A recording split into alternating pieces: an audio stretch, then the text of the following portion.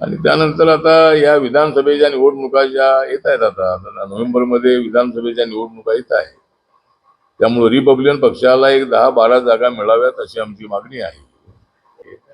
महायुतीच्या नेत्यांना आमची एवढीच विनंती आहे की रिपब्लिकन पक्षाला सन्मान मिळणं अत्यंत आवश्यक आहे. स्थानिक कार्यकर्त्यांची माझ्याकडे सातत्याने तक्रार आहे की शासन आपल्या दारी जे कार्यक्रम झाले त्याला आमच्या पक्षाच्या लोकांना बोलवलं जात नाही. आता माझी लाडकी बहीण हा कार्यक्रम असतो त्याला आमच्या कार्यकर्त्यांना बोलवलं जात नाही.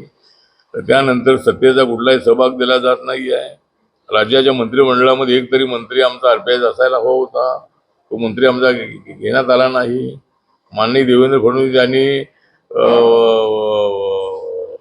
विस्ताराच्या वेळेला आपला मंत्री घेऊ असं सांगितलं, पण 2, सव्वा 2, 2.5 वर्ष उलट झाली तरी अजून त्या ठिकाणी विस्तार झाला नाही. त्यामुळे रिपब्लिकन पक्षाचा असा अपमान होणं योग्य नाही आहे. रिपब्लिकन जनता ही अभिमानीची जनता आहे.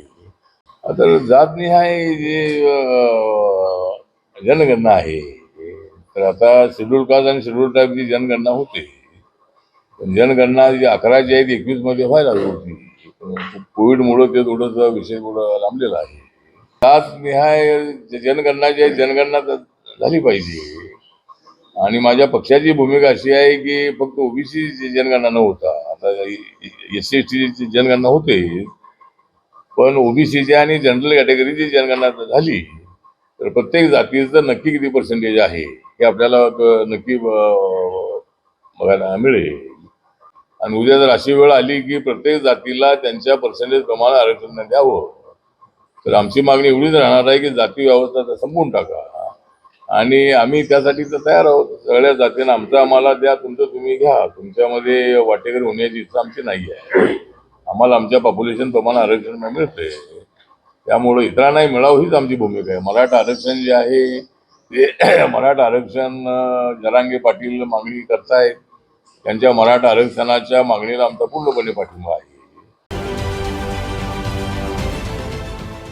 देश विदेशातील प्रत्येक घडामोडींचे लाईव्ह अपडेट मिळवण्यासाठी आता साम टीव्हीच्या सर्व सोशल मीडिया प्लॅटफॉर्मला लाईक, फॉलो आणि सबस्क्राईब करा.